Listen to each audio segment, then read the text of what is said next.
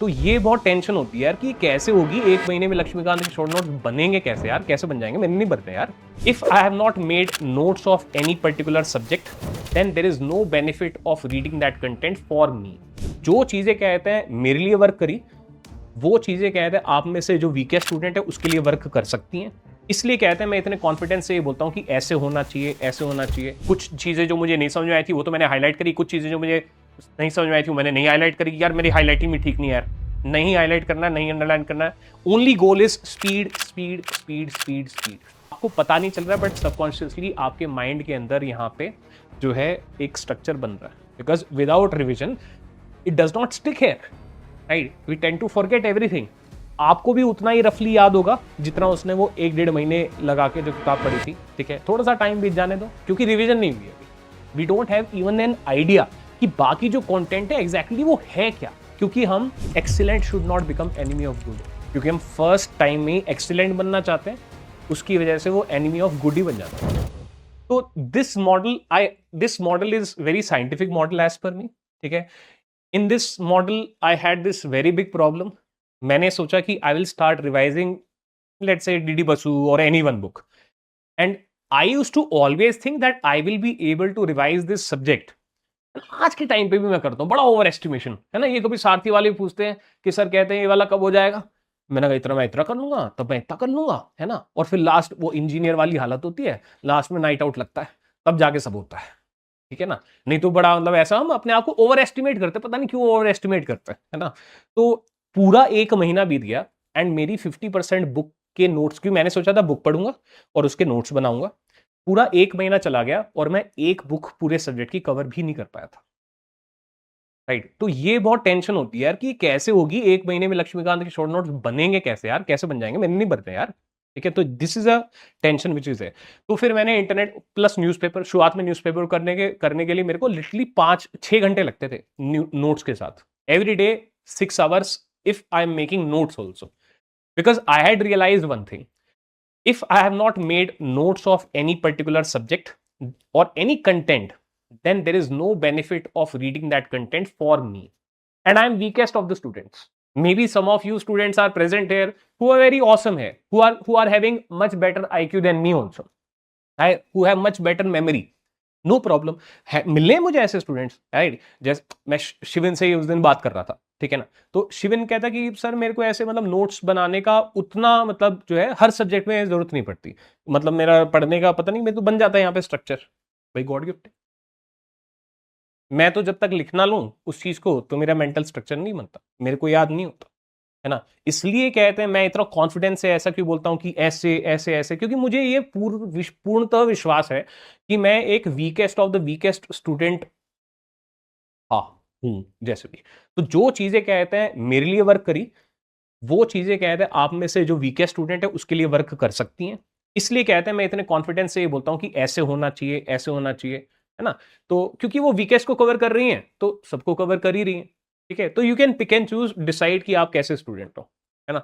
तो कुछ स्टूडेंट्स के लिए रनिंग नोट चल जाते हैं, मेरे लिए तो भाई जब तक मैं A4 पे अलग से नोट्स ना बना लूं ना तब तक यहाँ पे चीजें घुसती नहीं है, ठीक है। कुछ लोगों के लिए रनिंग नोट्स चल जाते हैं कि सर मैंने तो कभी नोट्स बनाए नहीं, मैं तो एग्जाम में टॉप करती थी, ठीक है, करता था कॉलेज के टाइम पे, मैंने तो ऐसे सेपरेट नोट्स बनाए, मैं साइड में ही लिख लेती थी थोड़ा थोड़ा। मैं सही है यार, तुम्हारे भगवान ने मस्त गिफ्ट दे रखा है, थोड़ा थोड़ा लिख लेके रैंक 1 आ जाते हो तुम, बहुत बढ़िया भाई, हमको इतनी मेहनत करनी पड़ती है। सब टाइप के स्टूडेंट होते हैं, ठीक है। तो मैंने फिर रिसर्च करी भाई, हाउ टू रीड फास्ट। एक किताब मंगाई जो बेस्ट सेलर थी, ठीक है। एंड उसके अंदर ये मेथड बता रखा था, and this method is kinda method. मन नहीं करता आज के टाइम पे मैं करता हूँ ना, मेरे कहा यार क्या है यार, है ना। But it works specially newspapers, it really worked wonders for, right. Because newspaper में आर्टिकल छोटा होता है तो to stay with this method is relatively easy because the article is relatively small, right. तो इस मेथड में एक्चुअली ये था कि फर्स्ट रीडिंग में एक तो उसने बोला आंखों से पढ़ो। क्या बोला? Read with your eyes. आप में से कोई स्टूडेंट्स हैं ऐसे जो एक दिन के अंदर पूरा नॉवल खत्म कर देते हैं? एनीवन?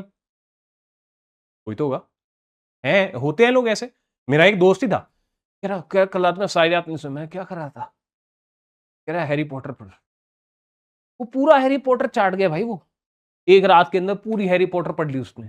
कैसे पढ़ लेते हैं इतनी चीज भाई, मेरी तो आंखों नींद आने लग जाती है, मतलब मेरे को तो नींद आने लगती, पता नहीं क्या है, मैं पढ़ूंगा तो बाय डिफॉल्ट नींद आने लग जाती है। तो नोट्स बनाने से मैं जगा भी रहता हूँ ना, मतलब मेरे लिए ये चीज काम करती है।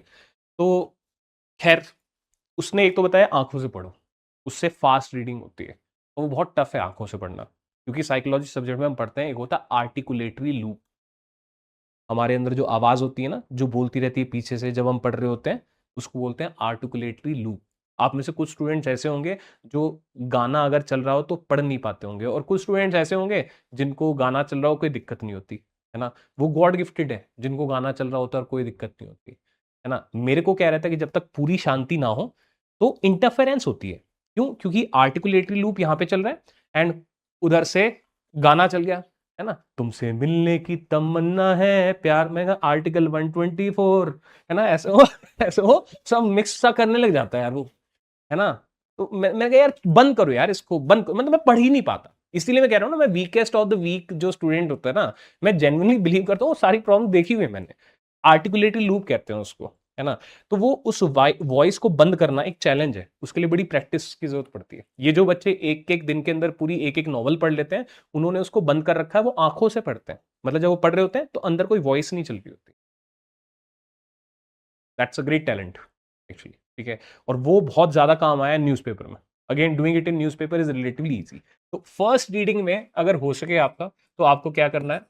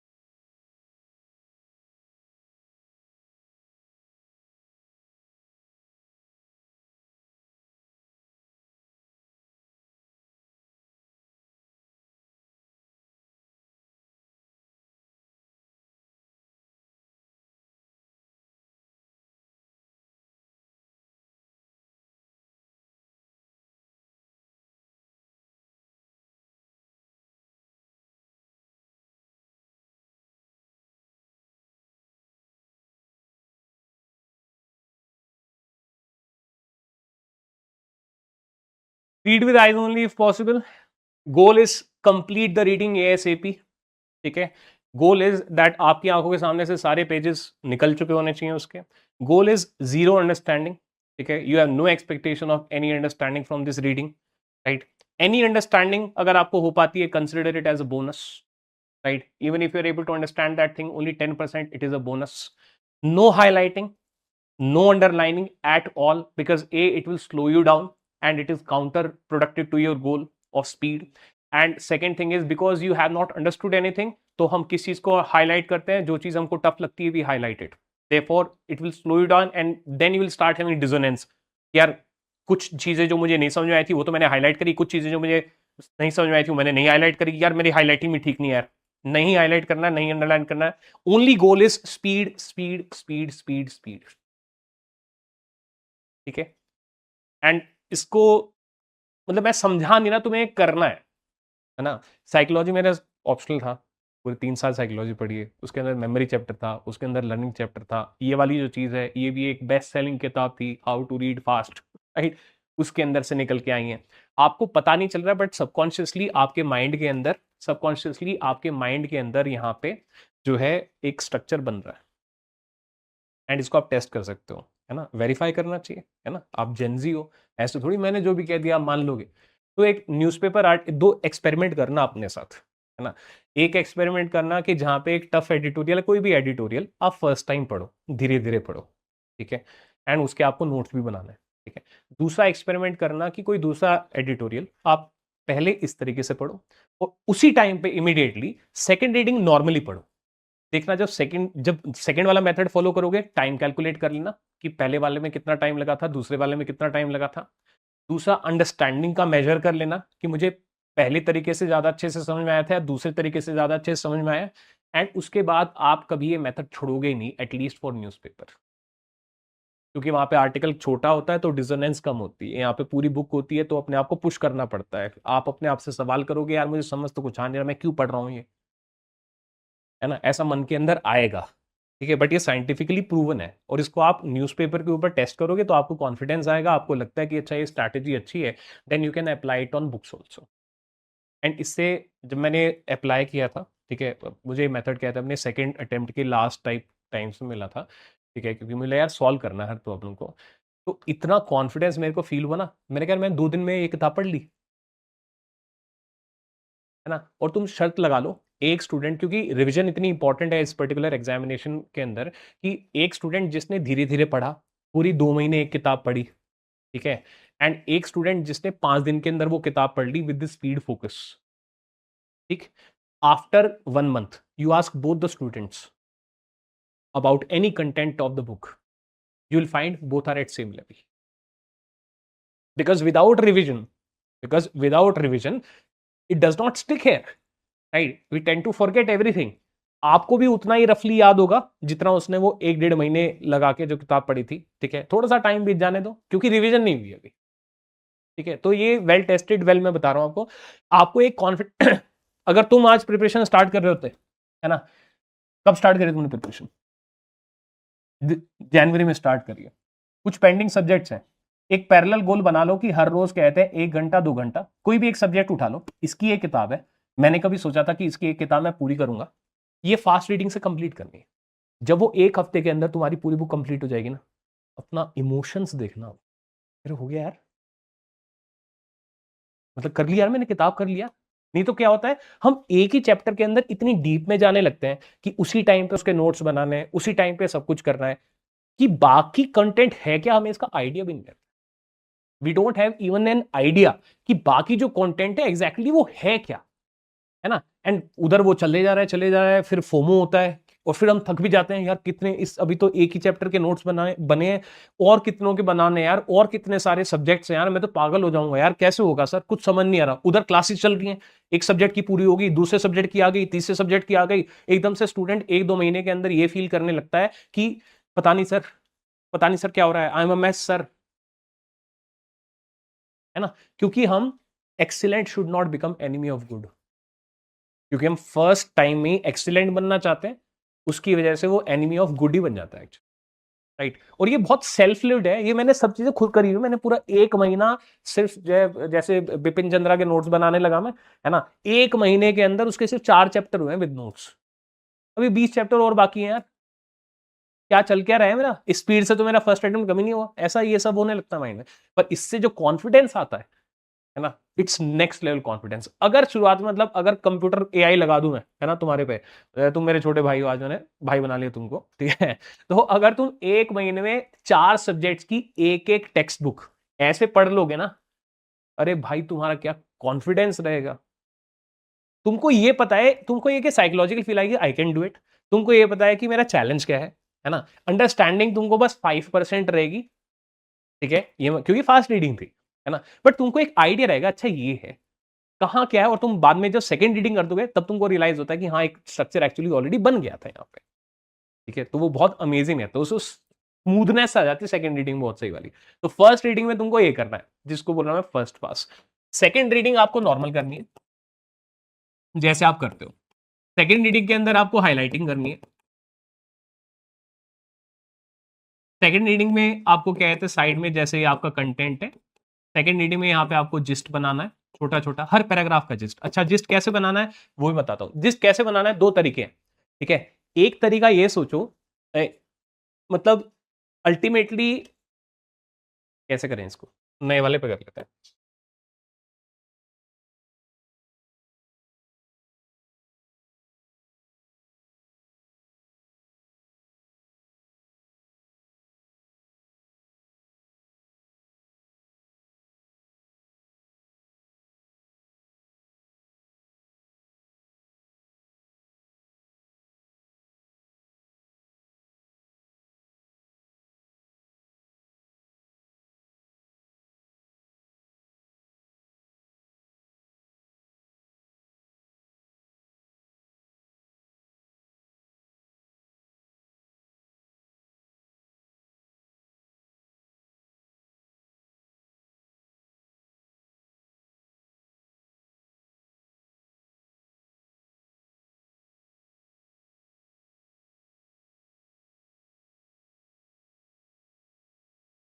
ये ना मोस्ट इंपॉर्टेंट स्टेप है। मैं अभी बकैती नहीं कर रहा, ऐसा ना बकैती करते हैं कुछ क्या नया बताएं आज, है ना, नहीं मैं सोचा ये बहुत छोटी सी चीज है। आप में से इनफैक्ट बहुत सारे लोगों को ये लगेगा कि हाँ ठीक है, पर मैं बता रहा हूँ पर्सनली मेरे लिए, जब मैं आज के टाइम पे स्टूडेंट्स को पढ़ाने के लिए भी कंटेंट प्रिपेयर करता हूँ, है ना, मेरे लिए दी मोस्ट इंपॉर्टेंट चीज ये होती है, कभी भी कोई पैराग्राफ अगर हम पढ़े, ठीक है, तो सोचो कि इसकी हेडिंग क्या हो सकती है। ये बहुत ऑपरेटिव तरीका है शॉर्ट नोट्स बनाने का, ठीक है, ये बहुत ऑपरेटिव तरीका है आंसर राइटिंग का, सही बता रहा हूं मैं तुमको, ठीक है। यूपीएससी एक टाइम पे जो है 2 मार्क्स का मेंस में क्वेश्चन पूछता था, कैसे उसका आंसर लिखोगे मेंस के अंदर, मतलब तुमको सारी अपनी जो नॉलेज है वो एक पैराग्राफ में कन्वर्ट करनी रहेगी ना, है ना, इतना ही तुम लिख सकते हो। वो कैसे होगा कि आपको एक पूरा पेज जो है, ये तो बस एक पैराग्राफ है, पूरा पेज आपको एक पैराग्राफ में समराइज करना है, कैसे होगा वो मैं आपको टेक्निक बता रहा हूं। उसके लिए किसी भी पैराग्राफ का सोचो कि यार अगर इसकी कोई हेडिंग होती तो वो क्या होती। एक वर्ड सोच लो, अच्छी बात है, 2 वर्ड सोच लो, एक वर्ड में नहीं हो रहा, शायद से एक फ्रेज, यार इसकी क्या हेडिंग बनाओ यार, मैं तक फ्री है, या फिर एक क्वेश्चन, है ना, कि ये पैराग्राफ किस क्वेश्चन का आंसर होता है ना, इस टाइप से वो आप बनाओ, ठीक है। जैसे अब वो जो 2 मार्कर्स लिखना था, वो पता है कैसे लिखते, अगर आपके पूरे पेज में यहाँ पे हेडिंग 1 है, अगर मैं एक वर्ड की बात कर रहा हूं, ये हेडिंग 2 है, फिर दूसरा पैराग्राफ है, ये हेडिंग 3 है, ये तीसरा पैराग्राफ है, ये हेडिंग 4 है, ये चौथा पैराग्राफ है, ये हेडिंग 5 है, ये ऐसा 5वां पैराग्राफ है, ये हेडिंग 6 है और ये छठा पैराग्राफ है। अब आपको मैं बोलता हूं कि इस कंटेंट को समराइज करो, तो तुम्हारा चैलेंज क्या है, तुमने ये हेडिंग खुद से निकाली है, तुम्हारा चैलेंज ये है कि किस तरीके से ये 6 वर्ड्स है तुम्हारे पास, मैं एक पैराग्राफ बनाऊं जिसके अंदर सारे के सारे ये 6 वर्ड्स आ जाए। तो तुम्हें इनके कनेक्टर्स ढूंढने, इनके कनेक्टर्स ढूंढने, कनेक्टर हो सकता है H1 led to H2, however, then H3 happened, right? And H4 also happened. And that resulted in H5, H6. ऐसा कुछ भी एक पैराग्राफ तुम इन वर्ड से बना हुआ पैराग्राफ तुम बनाओगे, you will be able to actually deliver. जब यूपीएससी 2 मार्क्स के क्वेश्चन पूछता था, या फिर तुमको कंक्लूजन बनाना होता है, इससे तुम्हारा कंक्लूजन होगा, है ना, इससे तुम्हारा इंट्रो बन रहा है, कंक्लूजन बन रहा है, ठीक है, इससे तुम्हारी इंटरव्यू की भी प्रेप हो रही है, तुम्हें पता नहीं है अभी, इससे तुम्हारी इंटरव्यू की भी प्रेप हो रही है, क्योंकि अगर तुम ये हर रोज हर कंटेंट के ऊपर कर रहे हो, तो इंटरव्यू के अंदर 15 सेकंड मिलते हैं, है ना, to answer a particular question, 15 second, 20 second, है ना। अब तुम कहना बहुत चाहते हो, पर तुम्हारी सिचुएशन वहां पे हो जाती है, बताना भी नहीं आता, जताना भी नहीं आता, मैंने घिसाई है, तुम्हें बताना भी नहीं आता, है ना, ऐसा हो जाता है ना, इस टाइप की सिचुएशन सी हो जाती है वहां पे, क्योंकि पता तो बहुत कुछ है ना, क्योंकि इतनी मेहनत करी है, बट वो उसके सामने सुनने वाले के अंदर पेशेंस नहीं है ना, आपको एक एक पैराग्राफ में बताना है। उन्होंने एक बड़ी सी जटिल समस्या पूछ ली, है ना, कि do you think there should be use of ethanol blending, है ना, अब तुमने तो पूरी रिसर्च कर रखी है उसके ऊपर, है ना, अब तुम सोच रहे हो कहां से शुरू करूं, कहां बंद करूं, है ना, तो एक ये स्ट्रक्चर्ड वे में अपना प्रिपेयर करना कोई भी चीज, ये तुमको इंटरव्यू तक हेल्प करते हैं, इंटरव्यू नहीं जॉब के अंदर भी हेल्प करता है। जब तुम जॉब में चले जाओगे, तुम्हारी लाइफ में ऐसे मौके आएंगे कि एक दिन ऐसा आया कि मिनिस्टर से तुम्हारी मीटिंग है ना, और बहुत कम टाइम मिलता है तब बोलने के लिए, या फिर हो सकता है कि बहुत आपसे 20 साल सीनियर कोई ब्यूरोक्रेट है, उनसे आपकी मीटिंग हो रही है ना, और वो पूछेंगे व्हाट डू यू हैव, मतलब according to you what should be done, या ऐसे कुछ पूछ लिया, या आपको एक ही मौका मिला है उस 20 साल सीनियर ब्यूरोक्रेट के सामने इंप्रेशन बनाने के लिए, क्योंकि आप लोअर लेवल पे हो, लोअर लेवल मतलब आईएएस हो, बट आईपीएस हो, आईआरएस हो, बट लोअर लेवल पे हो ना अभी तो करियर में, है ना, और आपको ऑडियंस मिली है ना, तो आप कैसे कहते हैं एक ही पैराग्राफ के अंदर वो सारी बात बोल दो जो आपको, तो क्या स्ट्रक्चर है क्या आपके माइंड में, है ना, ये जिंदगी भर काम आती है ये चीज, ये जो हैबिट है ये जिंदगी भर काम आती है।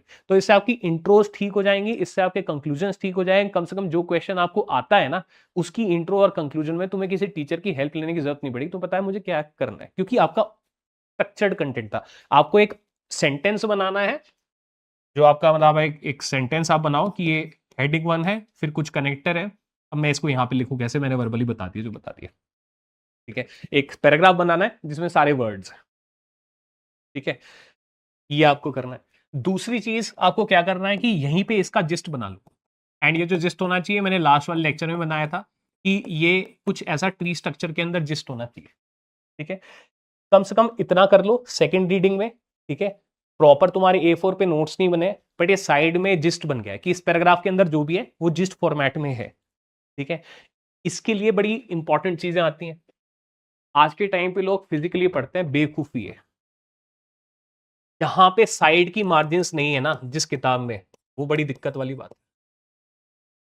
साइड मार्जिन्स बड़ी इंपॉर्टेंट है, साइड मार्जिन्स। नहीं तो तुमको A4 पे जाना पड़ेगा, फिर दिक्कत होएगी, है ना। इसमें क्या है कि जिस्ट पढ़ के, जब हम रिवाइज कर रहे हैं थर्ड टाइम पे, कुछ जिस्ट पढ़ के कहते हैं, अगर हमको समझ नहीं आ रहा है तो पैराग्राफ यहीं पे है, यहीं क्लैरिफिकेशन भी है। और अगर सिर्फ जिस्ट पढ़ के समझ में आ गया तो आगे बढ़ो यार, है ना, रेडी रेफरेंस हो जाता है। तो बेसिकली कोई भी ऐसी, ये छोटे छोटे माइक्रो स्टेप्स हैं, ठीक है। कोई भी ऐसी किताब जिसके अंदर साइड मार्जिन नहीं है, वो यार दिक्कत वाली एक चीज है। और इसीलिए मैं कहता हूं आज के टाइम पे एआई आ गया। कल ही मैंने कहते क्लॉड यूज करके वो एनसीईआरटी की सीरीज स्टार्ट करी है ना, तो मुझे यार साइड में थोड़ा सा और स्पेस चाहिए था। मैंने एनसीईआरटी की पीडीएफ उसको दी, मैंने कहा I need more margin, and मैंने उसको बता दिया कि ओवरऑल कितना साइज होना चाहिए ऐसा करके। वो मेरे को मस्त पीडीएफ दे दिया, साइड में मार्जिन है। मैंने कहा सही है। मैंने उसको कहते हैं मस्त अपना गुड नोट्स वगैरह में इंपोर्ट किया, ठीक है। वहां पे देखा यहाँ मैं ऐसे स्टूडेंट को ऐसे बताता हूँ कि ये काम करना कैसे, तो ये काम मैं एनसीईआरटी में करके दिखा रहा हूँ बच्चों को, है ना, कि एक ही क्लास हुई खैर उसकी अभी, बट मैं साइड में जिस्ट बना रहा हूँ ताकि स्टूडेंट को दिख जाए कि जिस्ट कैसे बनाते हैं, है ना। ऐसा मेरे लिए बड़ी आसानी है, एज अ टीचर मेरे लिए बड़ी आसानी है भाई, एज अ स्टूडेंट मेरे लिए बड़ी आसानी है कि अगर मैं एनसीईआरटी पढ़ रहा होता तो how to make gist of it. तो सिंपली पीडीएफ यूज करो, एक एआई यूज करो, उसको बोलो कि साइड मार्जिन बढ़ा भाई मेरे, है ना। और कहते हैं किसी भी टैब में इन्वेस्ट करो, डिजिटली पढ़ो भाई, है ना। उसकी सेटिंग वेटिंग चेंज कर लो ताकि तुम्हारी आंखों पे फर्क ना आए, ठीक है। एक चश्मा वश्मा ऐसा ले लो जिसको रिफ्रैक्टिव रिफ्रैक्टिव जो भी रहता है। आज के टाइम पे फिजिकली पढ़ना जो है, मतलब अल्टीमेटली मैंने क्या किया था, अल्टीमेटली मैंने जितने भी मेरे A4 पेपर्स थे, ठीक है, मैंने उनको स्कैन किया था कैम स्कैनर से। कमर में दर्द हो जाता है, जैसे हजारों पेज स्कैन किए मैंने, and I uploaded them on Evernote. उस टाइम पे मैं एवरनोट यूज करता था, ठीक है। और वहां पे अपलोड करके, क्योंकि लास्ट में जब आप सिलेक्ट हो रहे हो तो पता है क्या चीज बेटर करती है।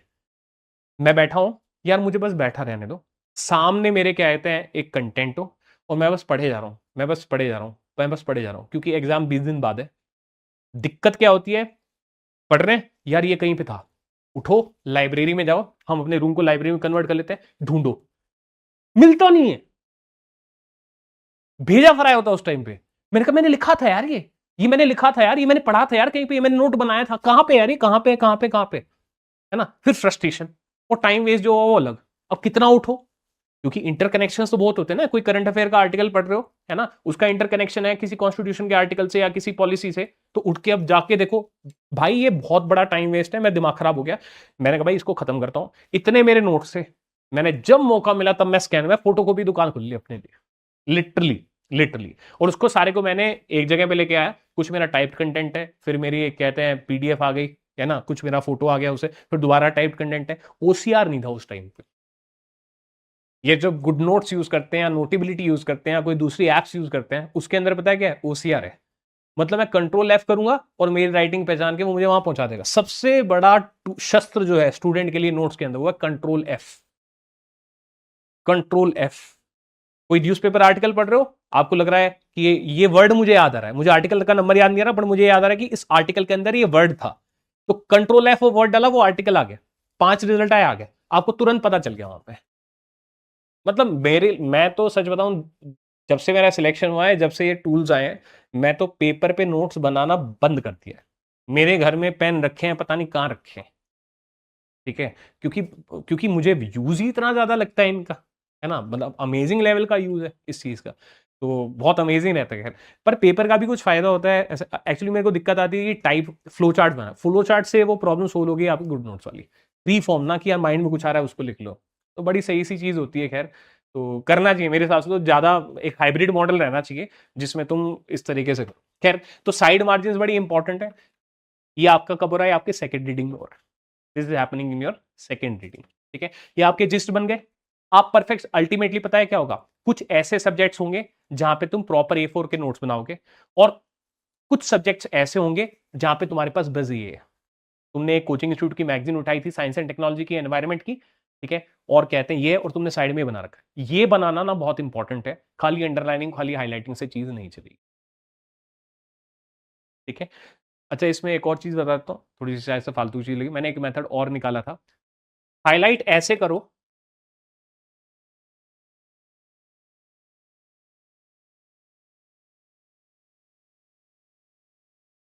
बोर तो नहीं हो रहे?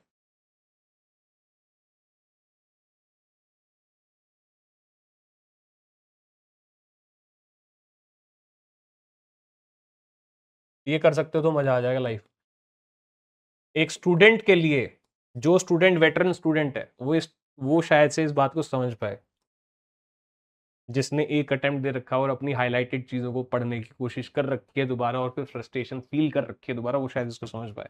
Highlight in such a manner such that reading only highlighted words makes sense. और ये एक तरीका है। हाईलाइट इस तरीके से करो कि आप जब हाईलाइट करो तो आपकी वो तार लिखते थे हम, टेलीग्राफिक लैंग्वेज होती है ना,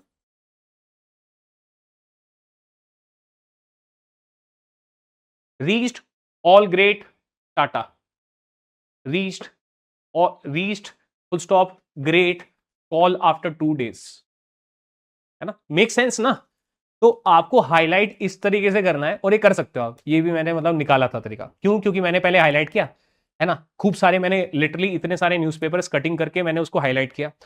एक्सपेक्टेशन मेरी ये थी कि मैं सिर्फ हाईलाइटेड पोर्शन पढ़ूंगा और मैं एग्जाम से जस्ट पहले मेहनत से बच जाऊंगा, मुझे इनके नोट्स नहीं बनाने, है ना। हाईलाइटिंग में क्या रहता है, मेहनत से बच जाते हैं। फिर आया एग्जाम, फर्स्ट अटेम्प्ट, ठीक है, उसके अंदर क्या है, जब मैंने सिर्फ हाईलाइटेड पोर्शन पढ़े, मुझे आर्टिकल समझ में नहीं आए। क्यों? मैंने रियलाइज किया कि मैं अंडर हाईलाइटिंग कर रहा था। टू बी फास्ट, मैं अंडर हाईलाइटिंग कर रहा था, है ना, बस मैंने 4 वर्ड्स हाईलाइट कर रखे। हम ज्यादा शाणे बनते हैं ना, है ना, तो स्टेप नंबर 1 तो क्या रहता है, ज्यादा हाईलाइट करते हैं, फिर हम बनते हैं शाणे। शाणे समझते हो? हाँ? फिर हम बनते हैं शाणे। जब हम शाणे बनते हैं तो हम कहते हैं बहुत ही कम हाईलाइट कर। उस टाइम क्या होता है, शॉर्ट टर्म मेमोरी के अंदर वो पूरा पैराग्राफ होता है, तो उस टाइम पे आपको ऐसा लगता है कि खाली इस वर्ड को हाईलाइट करके मुझे आ जाएगा बाद में याद में। बाद में जब 2 दिन 3 दिन बीत जाते हैं, उसके बाद जब तुम सिर्फ हाईलाइटेड पार्ट पढ़ोगे, करे क्या है मतलब, तो क्या करूं मैं हाईलाइटेड वर्ड पढ़ के, कुछ समझ नहीं आ रहा। मुझे अपने सारे के सारे आर्टिकल जिनको मैंने हाईलाइट कर रखा था, सोचो प्रीलिम्स में बस 1 महीना पेंडिंग है, और मैंने सोचा था 15 दिन के अंदर मैं सारा का सारा रिवाइज कर लूंगा, या 30 दिन के अंदर सारा का सारा रिवाइज कर लूंगा, है ना। और मेरी टेंशन देखो कि मुझे हर आर्टिकल दोबारा पढ़ना पड़ रहा है। पूरे 1 साल 1.5 साल के आर्टिकल्स में दोबारा थोड़ी पढ़ूंगा यार। एंड अंत में क्या हुआ, पूरे 30 दिन ओवर हो गए जो मैंने एलोकेट करे थे कि मेरा करंट अफेयर रिवाइज हो जाएगा, इतने थे और सिर्फ इतने कवर हुए थे। और जो मैं पैनिक मोड में था, ठीक है, नेक्स्ट लेवल पैनिक मोड। क्यों? मैंने कहा ये तो हाईलाइटिंग की प्रॉब्लम है यार। मैं तो सोचा था हाईलाइट कर रहा हूं तो सिर्फ हाईलाइटेड पोर्शन पढ़ूंगा, I will be able to understand it. But एक तरीका है, फिर मैंने अंडर हाईलाइटेड से मध्य मार्क निकाला कि ठीक है, चाहे एक वर्ड ज्यादा हाईलाइट करना पड़े, उसके अंदर कनेक्टर्स आते हैं, टू, लेट टू, पर कम से कम टेलीग्राफिक लैंग्वेज बन के सेंस बन जाएगी उसकी, है ना। और ये बड़ा नेचुरल हो गया फिर मेरे लिए। आज के टाइम पे भी तुम मेरे को कोई आर्टिकल दोगे, मैं उसी टाइम पे इस तरीके से हाईलाइट कर दूंगा कि हाईलाइटेड कंटेंट जो है 50% होगा या 30% होगा, but it will make sense. And उसको वापस पढ़ो सिर्फ हाईलाइटेड को, पूरा आर्टिकल आ गया समझ में। एक तरीका है, ठीक है ना, मतलब मुझे इसकी बहुत ज्यादा क्रेजी वैल्यू लगती है, इसलिए मैं ऐसा पैशनेट होकर बता रहा हूं। हो सकता है तुमको लग रहा हो पता नहीं, ठीक है, जो भी है, बट मेरे लिए बहुत ज्यादा। तो हाईलाइट करो तो ऐसे हाईलाइट करो कि इट मेक सेंस, तभी उस हाईलाइटेड का फायदा है, वरना कोई फायदा नहीं है उस हाईलाइटिंग का, बाद में आपको पूरा पढ़ना ही पड़ेगा। ठीक है, तो ये खैर रहता है। बाकी नंबर 1 पे ये है बेस्ट, ये है सेकंड बेस्ट। ठीक है, किसी सब्जेक्ट में हो सकता है सिर्फ ये करना पड़ जाए, किसी सब्जेक्ट में ये करने का मौका मिल जाए, है ना। ये आपकी है सेकंड रीडिंग, ठीक है, जहां पे आपको टाइम लगेगा और आप उसको कहते हैं मतलब इस तरीके से कर रहे हो। ये चलता भी क्या, चलता नहीं, इसका वो कनेक्टर कहाँ पे चले गए। खैर, ये होगी आपकी सेकंड रीडिंग। नॉर्मल करो, नॉर्मल स्पीड है आपकी। हाईलाइटिंग आप कर रहे हो, जिस्ट आप इस तरीके से बना रहे हो, कैसे जिस्ट बनाना है, ठीक है, that I try to tell you, है ना। थर्ड पॉइंट, ठीक है, तो ये आपकी सेकंड रीडिंग होगी, इसमें आपकी अंडरस्टैंडिंग प्रॉपर आ जाएगी। इसमें आपका गोल है कि मुझे एटलीस्ट 75% अंडरस्टैंड करना है। मतलब यार जो भी कहो, मतलब मुझे रिसर्च भी करनी पड़े, कुछ भी थोड़ा बहुत चैट जीपीटी से पूछना पड़े, है ना, अपने क्वेश्चंस को इंपॉर्टेंस दो, चैट जीपीटी का यूज करो, यहाँ पे उसको गैप को फिल करो। ठीक है, जो भी चैट जीपीटी से पूछो उसका आंसर हमेशा जिस्ट में ऐड करो।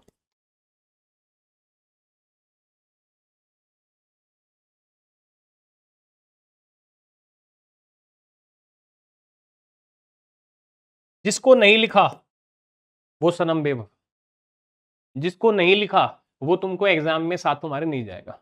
ये तुम लिख के ले लो, ठीक है। तो आपको अपने जिस्ट के अंदर जो भी आपने एआई से पूछा है, ठीक है, उसको जिस्ट के अंदर ऐड करो। इससे एक और फायदा होता है, जब लिखना पड़ेगा ना, है ना, तब सवाल पूछने बंद करोगे। नहीं तो एक सवाल पूछा, फिर दूसरा सवाल पूछा, फिर तीसरा सवाल पूछा, फिर चौथा सवाल पूछा, फिर पांचवा सवाल पूछा, पता चला एक पैराग्राफ चल रहा था एंड शाम हो गई, कह रहा आज तो बहुत पढ़ाई करी हमने। जब लिखना पड़ेगा ना बेटा, तब अपने ऊपर ये टेंशन आएगी कि यार काम से काम रखते हैं, ये मेरा जेन्युइन डाउट था, ठीक है, इसका मैं आंसर सर्च कर रहा हूं, है ना, और ये लिखना है क्योंकि, है ना, लिख, ऐसा नहीं बोल दिया और बताओ, आजकल तो वॉइस वाला भी आ गया है और बताओ, है ना, ऐसा ना ना ना ना, जब लिखना पड़ेगा ना तो अपने आप को पता चलेगा कि मेरे नोट्स एक्सपैंड कितने हो रहे हैं भाई इस एक्सरसाइज की वजह से, तब तुम अपने अंदर कटौती करोगे फिर, ठीक है। तो इसलिए उसको जिस्ट पे ऐड करना, आपको लिखना सबसे ज्यादा इंपॉर्टेंट है। तो ये आपकी सेकेंड रीडिंग है। जो आपकी थर्ड रीडिंग है, इसके अंदर दो कैटेगरी आएंगी।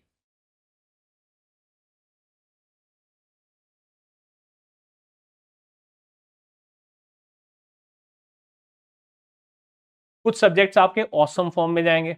ऑसम फॉर्म क्या है? ऑसम फॉर्म ये है कि ठीक है आपने बना लिया, अब इन लिस्ट को यूज करके आप प्रॉपर ए फॉर्म पे नोट्स बना रहे हो,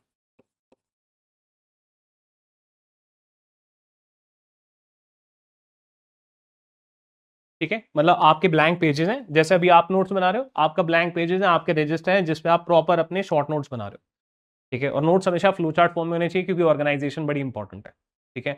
ये आपको हेडिंग्स मिल चुकी है यहाँ से, आपका जो कंटेंट है, ये वाले जब नोट्स बनाओगे तो यहाँ से आपको हेडिंग्स मिल चुकी हैं, ठीक है ना। आपको पता है कि मेरा फ्लो चार्ट के अंदर क्या हेडिंग होनी चाहिए, क्या क्या चीजें हैं, तो ये फीड इन करता है उसके अंदर। प्रॉपर ए फोर नोट्स बनाने हैं आपको, एंड उसके बाद आपको क्या करना है, इस किताब को लाइब्रेरी में फेंक दो, ठीक है। जो आपके प्रॉपर ए फोर नोट्स बन गए, ये सेल्फ सफिशिएंट होने चाहिए, ये मेंस के भी होने चाहिए, they are integrated notes. Integrated notes बनाने में जान जाती है, जान, इंटीग्रेटेड नोट्स बनाने में जान जाती है, क्योंकि फिर वो छोटे छोटे फैक्ट्स जो होते हैं ना कुछ, तब फोर्स करना पड़ता है अपने माइंड को कि यार यहाँ पे 10 एग्जाम्पल दे रखे हैं, 3 कौन से चूज करूं, 4 कौन से चूज करूं, जान जाती है उसके अंदर इंटीग्रेटेड नोट्स बनाने में। उसके अंदर एनालिसिस भी होगा और फैक्ट्स भी होंगे, उसके अंदर जीडीपी के कुछ नंबर्स भी होंगे, है ना, एंड जीडीपी बढ़ क्यों रही है ये भी होगा, या घट क्यों रही है ये भी होगा। ये आपके ऐसे नोट्स हैं जो कि, इसको मैं बोलता हूं डिटेल्ड समरी, एंड लिटरली मैंने इस चीज को जिया है, अप्लाई किया है। ये है डिटेल्ड समरी, मतलब ये ऐसा है कि उसके बाद ये मैं कूड़े में फेंक दूं, मुझे चाहिए ही नहीं है, मुझे ये किताब चाहिए नहीं। एक किताब पढ़ो और उसके बाद कहते हैं उसके अगर इस टाइप के नोट्स बन गए, तब उस किताब को रेफर करने का rarest of the rare case में जरूरत पड़े, ठीक है।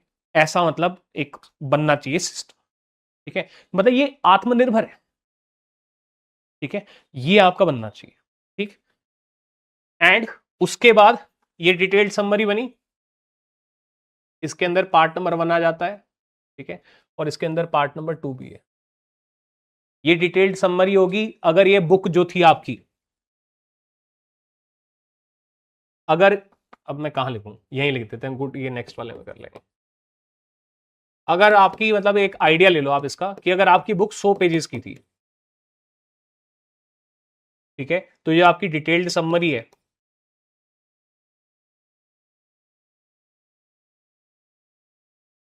ये होगी आपकी 60 पेज की, हाँ जी, 60 पेज की, हाँ जी, शॉर्ट नोट 60 पेज के होंगे 60%, क्योंकि इससे ज्यादा छोटा करने की कोशिश करोगे फिर ये आत्मनिर्भर नहीं रह पाएगी, फिर आपको इतनी कटौती करनी पड़ जाएगी कि आपको फिर वो बुक पढ़नी पड़ेगी वापस से।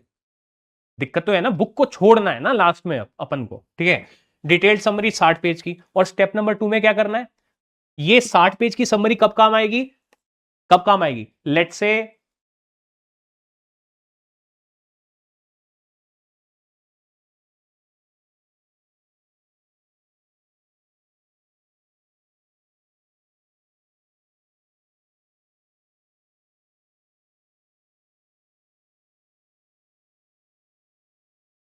Reading a subject after 3 months.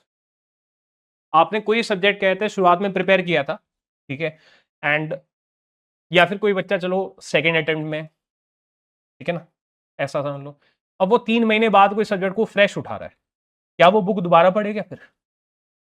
क्या वो जिस फिर दोबारा पढ़े? भाई हो सकता है ना बनाए हो तो दोबारा पढ़ने पड़ेंगे, वरना डिटेल्ड समरी पढ़ो एंड ये बिल्कुल मिलिए फ्रेश। ठीक है, ये डिटेल्ड समरी कब काम आएगी? जब आपका एग्जाम 3 महीने बाद है या 4 महीने बाद है, 4-5 महीने बाद है, तब ये पढ़ लो, सही है। पर कई बार ऐसा भी तो होता है कि हमारा एग्जाम बस 15 दिन बाद है, तब ये क्या 60 पेज पढ़ेंगे क्या? 60 मल्टीप्लाइड बाय 17 सब्जेक्ट्स, दिक्कत हो जाएगी ना। ठीक है, तो फिर इस डिटेल्ड समरी को आपको करना है अल्ट्रा शॉर्ट नोट्स में।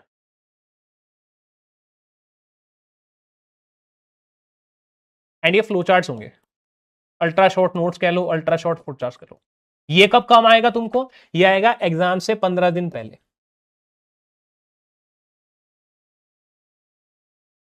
एग्जाम से 1 हफ्ते पहले, एग्जाम से 1 महीना पहले। 1 महीना है, 17 सब्जेक्ट है मेंस के पेंडिंग, कैसे करोगे? एक दिन में एक सब्जेक्ट रिवाइज करना है, नहीं हो पाएगा ह्यूमनली पॉसिबल। अगर तुमने ये जिस्ट नहीं बनाए होंगे, अगर तुमने ये नहीं बनाया होगा तो नहीं हो पाएगा। ठीक है, तो ये होता है ऑसम। ऑसम जो सब्जेक्ट है ना, ऑसम वाला जो पार्ट है, ऑसम वाला पार्ट तुमको करना है।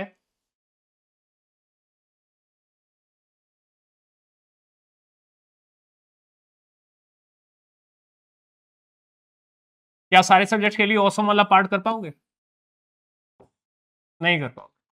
कहाँ करना है? जहां सबसे ज्यादा नंबर मिल रहे हैं। ऑप्शनल का पेपर 1, ऑप्शनल का पेपर 2, एथिक्स, और कुछ सब्जेक्ट जो आपके फेवरेट सब्जेक्ट्स।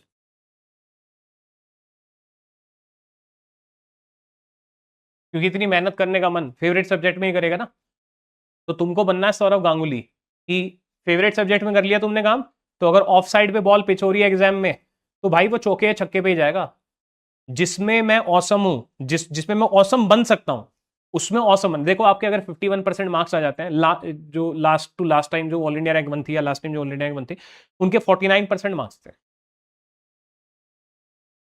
तो अगर आपको ऑल इंडिया रैंक 1 आना है, आपको हर सब्जेक्ट में धुरंधर नहीं बनना है। ठीक है, हर जो टॉपर होता है वो कुछ सब्जेक्ट्स में धुरंधर होता है। ठीक है, मोस्ट ऑफ द सब्जेक्ट्स में गुड होता है, कुछ सब्जेक्ट्स में एवरेज और बिलो एवरेज भी हो। ठीक है ना, तो ऐसा कुछ नहीं है कि कोई ऑल इंडिया रैंक 1 आया है, हम ऑल इंडिया रैंक 1 से बात ही ऐसे करते हैं, है ना, जैसे उसके सारे सब्जेक्ट्स औसम होंगे। नहीं होते भाई। ट्रू टॉपर टॉक अगर होनी है ना, तो एक एनालिसिस होना चाहिए, मेरे को सब्जेक्ट वाइज टॉपर बताओ। तो एथिक्स के जो टॉप 3 लोग हैं, मुझे उससे गाइडेंस चाहिए। GS1 के अंदर जो टॉप 3 लोग हैं, मुझे उनसे गाइडेंस चाहिए। GS4 के जो टॉप 3 लोग हैं, मुझे उनसे गाइडेंस चाहिए। क्योंकि भाई एक एक मार्क्स पे, दो दो मार्क्स पे जो है बहुत रैंक शिफ्ट होती है। और टोटल मतलब हर सब्जेक्ट हर किसी का नंबर 1 नहीं होता भाई, नंबर 1 नहीं होता। 49% पे तो रैंक 1 आ रही है ना। अगर हर सब्जेक्ट तो रैंक 1 का औसम होता तो फिर 70% जाता, वो 65% जाता। 6.5 आउट ऑफ 10 बड़े अच्छे मार्क्स मानते हो ना, कि भाई इससे ज्यादा तो आ ही नहीं सकते, है ना। तो रैंक 1 के 65% मार्क्स आने चाहिए ना पूरे GS के अंदर भी। नहीं आते भाई, खाली 49% रहते हैं। ठीक है, तो ये वहां करना है जो आपका फेवरेट सब्जेक्ट। ऑप्शनल में सीधा आपके 500 नंबर है या 250 नंबर है, और फेवरेट सब्जेक्ट इसमें आपको कर लेना है। सारे में नहीं कर पाओगे यार, सारे सब्जेक्ट्स में इतनी मेहनत नहीं हो पाएगी कि प्रॉपर A4 बेस्ड नोट्स आपके भी बन गए, नहीं हो पाता, नहीं पॉसिबल है यार। एक बच्चे की जान लो क्या, है ना, बच्चे हैं तुम मेरे, ऐसा कैसे हो पाएगा? ऐसा नहीं हो पाएगा। फिर आता है गुड। बाकी मोस्ट ऑफ द सब्जेक्ट्स में जो है आप गुड बनो, रेस्ट ऑफ द सब्जेक्ट्स में। ठीक है, और गुड का क्या मीनिंग है? गुड का बेसिकली मीनिंग ये है कि आपको बनाने हैं A4 नोट्स बनाने हैं, पर किस चीज के बनाने हैं? Of mains PYQ since 2013। समझे? मेंस का PYQ लो, उसका आंसर तुम्हें बनाना है, और तुम्हें फ्लोचार्ट फॉर्म में बनाना है उसका आंसर। एंड इसके अंदर वर्ड लिमिट नहीं रखनी है, नो वर्ड लिमिट, मतलब फ्लेक्सिबल हो आप। आपके फ्लोचार्ट के अंदर 600 वर्ड है, क्वेश्चन 250 वर्ड का था, कोई दिक्कत नहीं है भाई। क्योंकि हमें क्या करना है, हमें PYQ जिन टॉपिक से आया है उन टॉपिक से अगर कोई FYQ आता है, मतलब कि फ्यूचर ईयर क्वेश्चन आता है, तो वो हमारे नोट सक्षम होने चाहिए उसको आंसर करने में। अगर हम सिर्फ PYQs के आंसर लिख लेंगे तो यूपीएससी ऐसे तो करता नहीं कि same question as it is repeat कर दिया, तो हमारा फायदा नहीं होगा। हमारा फायदा उसमें होगा कि हम थोड़ा सा एटलीस्ट 2 टाइम्स बनाए, हमारा जो फ्लो चार्ट हो वो क्वेश्चन से एटलीस्ट 2 टाइम बड़ा हो, 3 टाइम बड़ा हो, ताकि उससे रिलेटेड उसके बाकी कुछ दूसरे डायमेंशन से रिलेटेड फ्यूचर में कोई क्वेश्चन पूछा जाता है, क्योंकि टॉपिक तो इंपॉर्टेंट है क्योंकि पीवाईक्यू में आया है, पर डायमेंशंस होते हैं। Why a event happened, how a event happened, consequences of a event, long term impact, short, इस टाइप के कॉन्सिक्वेंसेज होते हैं। तो वो हमारे आ सकें ताकि हम इन फ्लो चार्ट्स को रिवीजन के लिए इस्तेमाल कर सकें एंड हमारे फ्यूचर ईयर क्वेश्चंस, और ये करके ना, ये काम इसको भी करना है बाय द वे, ये काम इसको भी करना है ना, ये हमारे एडवांस शॉर्ट नोट्स बनते हैं।